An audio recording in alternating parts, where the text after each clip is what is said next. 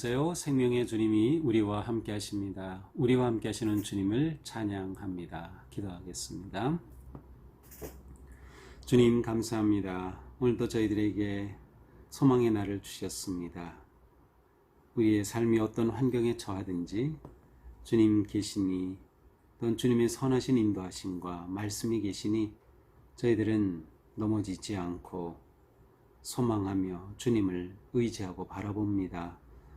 오늘도 주님의 말씀을 사모하는 저희들의 마음에 지혜로 총명함으로 깨닫게 하여 주셔서 말씀으로 새 힘을 얻고 또 말씀으로 우리의 삶이 거룩하게 세워져 가도록 성화의 하루가 되게 하여 주시옵소서. 예수님 이름으로 기도합니다. 아멘. 오늘 말씀은 레위기 19장 19절부터 37절까지입니다. 너희는 내 규례를 지킬지어다. 네 가축을 다른 종류와 교민시키지 말며 네 밭에 두 종자를 섞어 뿌리지 말며 두 재료로 직조한 옷을 입지 말며 만일 어떤 사람이 다른 사람과 정혼한 여종 곧 아직 속량되거나 해방되지 못한 여인과 동침하여 설정하면 그것은 책망을 받을 일이니라. 그러나 그들은 죽임을 당하지는 아니하리니 그 여인이 해방되지 못하였기 때문이니라. 그 남자는 그 속건제물 곧 속건제 수대양을 회막문 여호와께로 끌고 올 것이요 제사장은 그가 범한 죄를 위하여 그 속건제의 수대양으로 여호와 앞에 속죄할 것이며 그리하면 그가 범한 죄를 사함 받으리라. 너희가 그 땅에 들어가 각종 과목을 심거든 그 열매는 아직 할례받지 못한 것으로 여기되 곧 3년 동안 너희는 그것을 할례받지 못한 것으로 여겨 먹지 말 것이요 넷째 해에는 그 모든 과실이 거룩하니 여호와께 드려 찬송할 것이며 다섯째 해에는 그 열매를 먹을지니 그리하면 너희에게 그 소산이 풍성하리라. 나는 너희의 하나님 여호와이니라. 너희는 무엇이든지 핏째 먹지 말며 점을 치지 말며 술법을 행하지 말며 머리 가를 둥글게 깎지 말며 수염 끝을 손상하지 말며 죽은 자 때문에 너희의 살에 문신을 하지 말며 문의를 놓지 말라. 나는 여호와이니라. 내 딸을 더럽혀 창기가 되게 하지 말라. 음행이 전국에 퍼져 죄악이 가득할까 하노라. 내 안식일을 지키고 내 성소를 귀히 여기라. 나는 여호와이니라. 너희는 신접한 자와 박수를 믿지 말며 그들을 추정하여 스스로 더럽히지 말라. 나는 너희 하나님 여호와이니라. 너는 센 머리 앞에서 일어서고 노인의 얼굴을 공경하며 네 하나님을 경외하라. 나는 여호와이니라. 거류민이 너의 땅에 거하여 함께 있거든 너희는 그를 학대하지 말고 너희와 함께 있는 거류민을 너희 중에서 나은 자같이 여기며 자기같이 사랑하라. 너희도 애굽 땅에서 거류민이 되었었느니라. 나는 너희의 하나님 여호와이니라. 너희는 재판할 때나 길이나 무게나 양을 잘 때 불의를 행하지 말고 공평한 저울과 공평한 추와 공평한 에바와 공평한 흰을 사용하라. 나는 너희를 인도하여 애굽 땅에서 나오게 한 너희의 하나님 여호와이니라. 너희는 내 모든 규례와 내 모든 법도를 지켜 행하라. 나는 여호와이니라. 아멘. 어제 본문에 계속 이어서 거룩하신 하나님 앞에서 어떻게 거룩한 삶을 살아가야 할지를 말씀하고 있습니다. 자, 19절에 보면 내 규례를 지킬지어다 말씀하시면서 가축을 다른 종류와 교미시키지 말고 또 두 종자를 섞어 뿌리지 말고 두 재료로 직조한 옷을 입지 말라. 이것은 동물의 하나님께서 창조하신 그러한 질서를 그대로 지키라고 하는 말씀이죠. 하나님께서는 온 우주 만물, 자연, 동물, 식물, 생물 다 지으셨는데 하나님께서 지으신 창조의 질서가 있습니다. 근데 이것을 혼란하게 하지 말라, 혼합하지 말라는 것이에요. 그래서 가축을, 동물을 서로 다른 동물을 교미시키지 말라라고 하는 것이죠. 또 밭에 종자를 뿌릴 때도 섞어서 뿌리지 말라. 물론 섞어 뿌리는 것 자체가 그 종자가 혼합되는 것은 아니죠. 물론 혼합되는 것도 있습니다. 그래서 예를 들어 우리나라의 참나무는 굉장히 종류가 많은데 그것은 참나무과에 속한 서로 다른 것들이 이렇게 혼합되면서 다양한 그러한 품종을 만들어낸 것이기도 합니다. 근데 이처럼 두 종자를 섞어 뿌리지 말고 심지어 옷을 입는 재료조차도 서로 다른 재료로 직조한 옷은 입지 말라라고 하는 겁니다. 그만큼 하나님께서는 하나님이 지으신 자연과 생명과 모든 질서가 하나님이 지으신 그대로 지켜지기를, 그래서 질서를 파괴하는 온갖 혼합된 그러한 행동을 금하시는 것을 알 수 있습니다. 섞으면 안 된다라는 거죠. 이 10절에는 또 다른 어떤 상황이죠. 이것은 이제 어떤 사람이 다른 사람과 정혼한 여종과 관계를 가지게 된 경우입니다. 이 경우는 아마도 이 내용을 보면 둘이 합의하에 관계를 가진 것으로 보여지는데, 문제는 이 여종이 정혼한 여종이었어요. 그 말은 이 여종이 다른 사람에게 팔릴, 아니면 다른 사람에게 넘겨질, 다시 말하면 누군가와 결혼하게 될 그러한 예정 가운데 있던 종입니다. 어쩌면 이 결혼은 정식의 결혼이라기보다는 자녀를 얻기 위한 그러한 어떤 그 계약이 이루어진 상태가 아닌가, 이렇게 생각이 됩니다. 그런데 이러한 그 여종이 다른 어떤 남자와 관계를 갖게 된 경우입니다. 자, 이렇게 된 경우 이것은, 이러한 행위 자체는 하나님께서 인정하지 않은 책망받을 일입니다. 하지만 죽임을 당하지는 않는다. 죽임을 당하지는 않는다.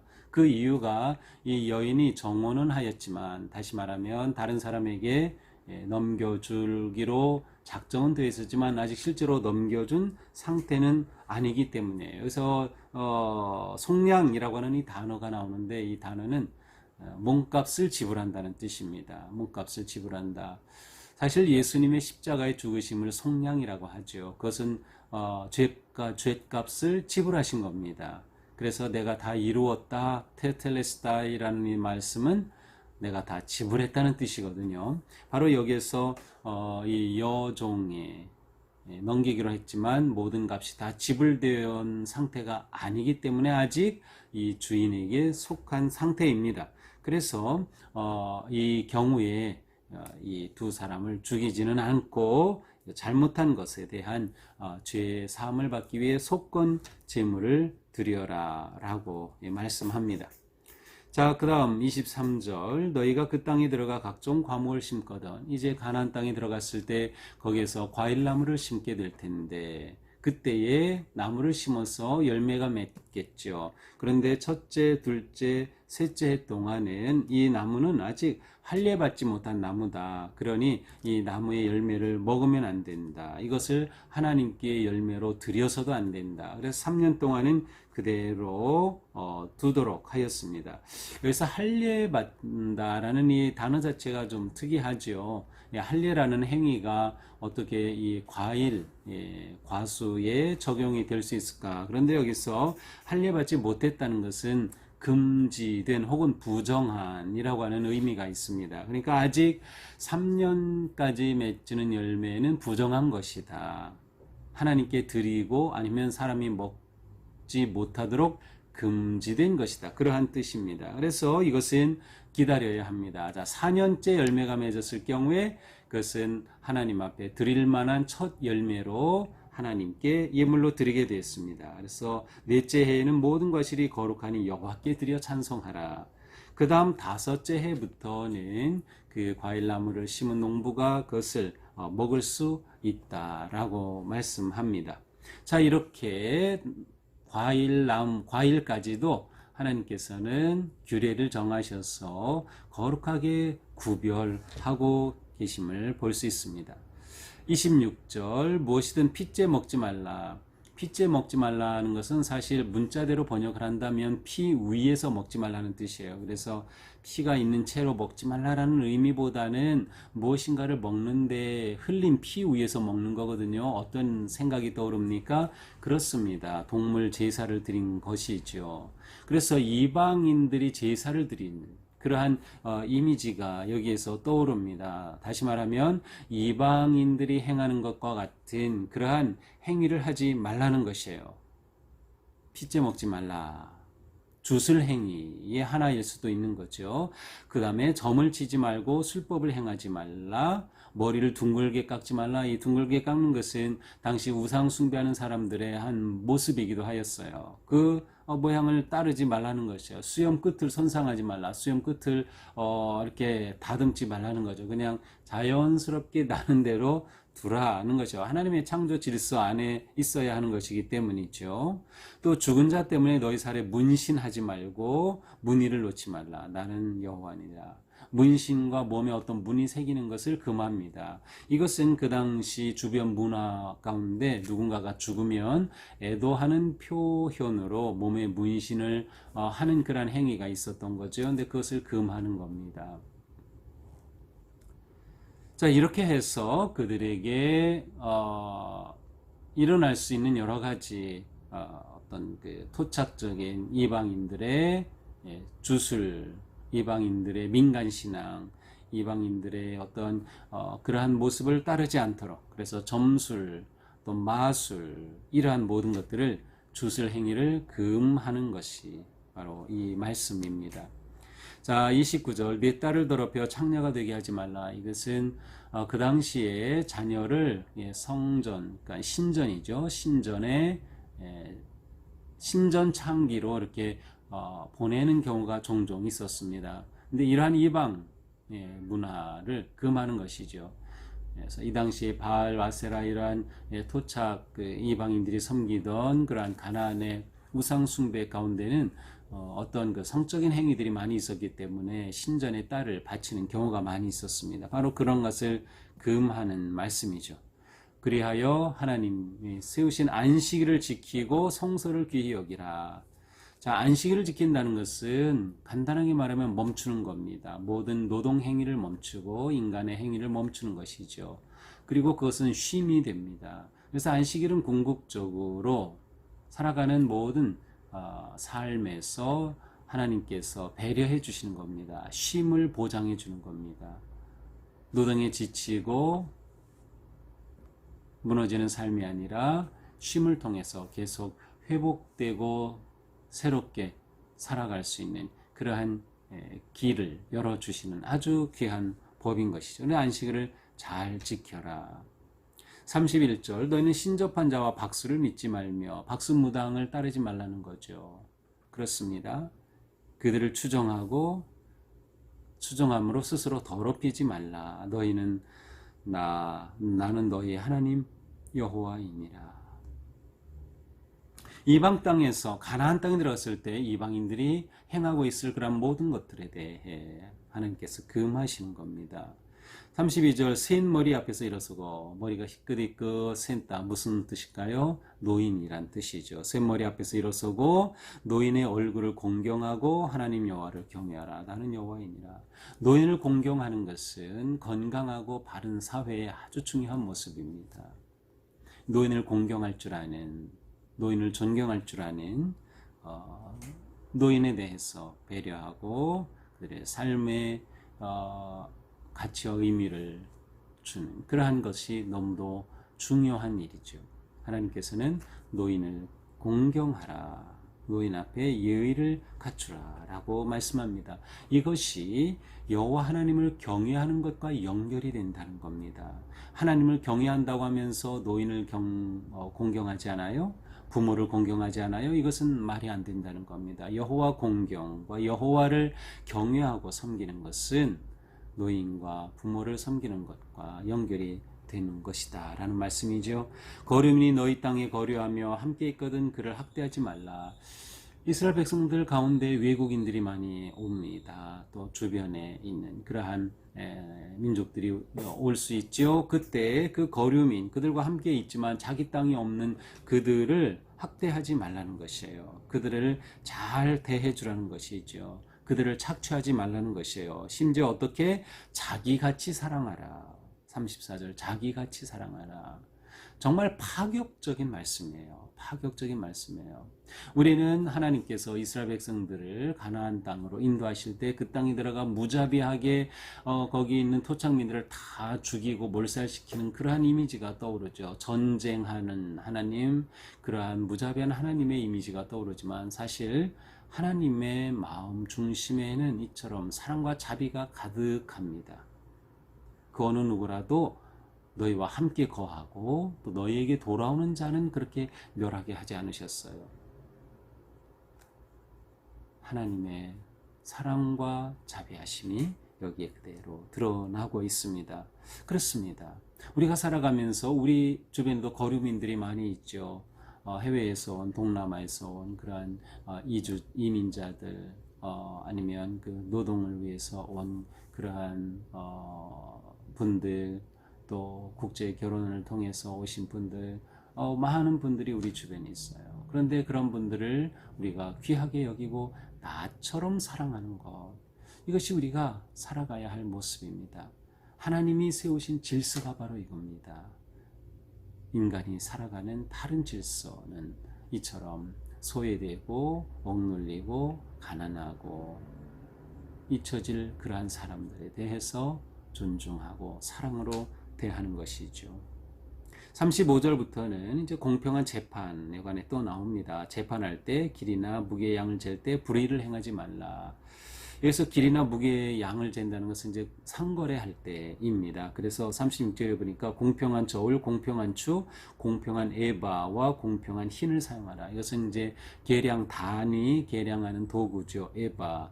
우리도 옛날에는 돼와 말 같은 것으로 이렇게 계량해서 사고 팔았죠. 그런데 이러한 것을 할 때 공평하게 해라. 저울과 추를 속이지 말라는 것이에요. 옛날에 그러한 것들이 많았죠. 대박 아래에 있는 걸 쭉 위로 높여가지고 속이거나 추를 조작해서 속이거나 하는 그러한 것들 다 하나님께서 금하시는 거다. 바르고 정의로운 그러한 사회, 그러한 삶, 그러한 상거래를 하나님께서는 말씀하고 계셔요.